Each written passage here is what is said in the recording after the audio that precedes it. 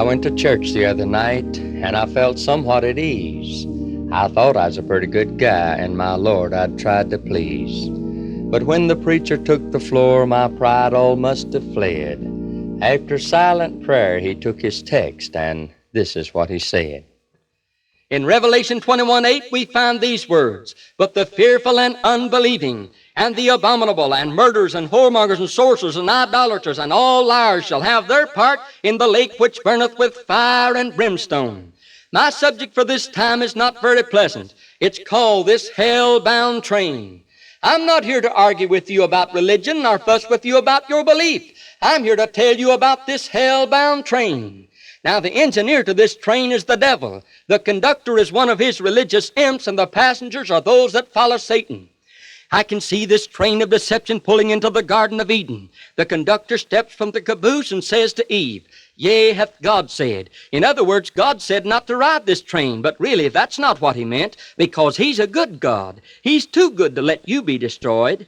Eve saw that the train was beautiful, and she desired to take a ride. So she yielded to the voice of Satan, and as a result, Adam and Eve were the first among the fearful and unbelieving to ride this train of death and destruction. I can see this train coming through the antediluvian world, then on to Sodom and Gomorrah, going on to another stop in Egypt, where Moses stands before Pharaoh, and I hear him say to the king, "Thus saith the Lord God of Israel, let my people go." Old Pharaoh rears back and said, "Who is the Lord that I should obey his voice?" So atheism forced its way on this deathly train of disaster. This pale monster comes rolling through Babylon to take old Belshazzar and his intoxicated nightclubbers for their last ride. And now we go to Caesarea. Here I can see a well-dressed man with a beautiful woman. Who is that distinguished-looking guy? Oh, that's Governor Felix with his third living wife, Drusilla, the one he persuaded to leave her own husband to come and live with him. In front of the two is a prisoner, and yet he doesn't sound like one, for he speaks with a tear in his voice and as one having authority.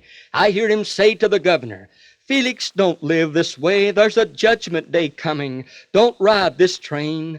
The trembling governor, not willing to break with sin, wiped a tear from his eye and said, "See you later, Paul." But Felix rode the train of no return. This hell-bound train comes to the station of the abominable.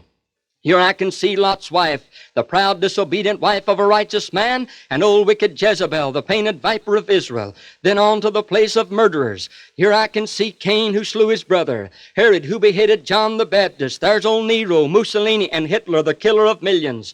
All of these become riders on this pale monster of destruction. And now we come to the station of whoremongers. My, what a crowd here. Movie and recording stars, radio and TV stars, sailors, soldiers, and Marines by the scores, businessmen, factory workers, truck drivers, salesmen of all kinds, so-called gospel singers. Well, what do you know? There's a member of one of the famous quartets of our nation. There's a preacher trying to hide himself. Just look at all those high school teenagers. Hell will surely have to be enlarged to make room for all this crowd. This hell-bound monster moves on to the place of sorcerers and idolaters, the devil's religious station. Here I can see the witch of Endor, Simon of Samaria, religious people of all kinds, church leaders, pastors, well-known evangelists who had great revivals, pulling fire down from heaven, casting out devils by the Lord's name. The Bible describes them as false apostles, deceitful workers, transforming themselves into the apostles of Christ, and no marvel, for Satan himself is transformed into an angel of light. So we can see that the devil himself is a religious leader. His train may go by this name, train of religion. Go with the crowd. The majority is found to be right, so the deceived passengers fall to his philosophy.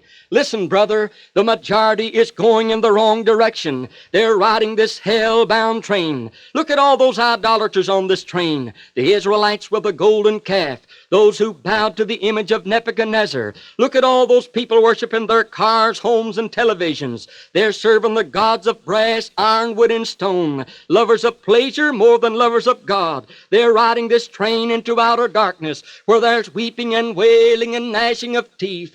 This train pulls into the last stop, the station of all liars. Look at the people getting on at this place. There goes King Saul, who lied to the prophet, Ananias and Sapphira, who lied to the apostle. And I can see church members with broken vows to God and the church, husbands and wives who lied to their companions, lawyers who lied in court, and car dealers and customers who lied in trade. Look at all those who lied about their income tax. All these become miserable passengers on this train to perdition, and they shall go away into everlasting punishment, to a lake which burns with fire and brimstone. For the wicked shall be turned into hell, and all the nations that forget God. I say to all of you scribes and Pharisees and hypocrites, enter ye in at the strait gate, for wide is the gate, and broad is the way that leadeth to destruction, and many there be which go in thereat. Because strait is the gate, and narrow is the way that leadeth to life, and few there be that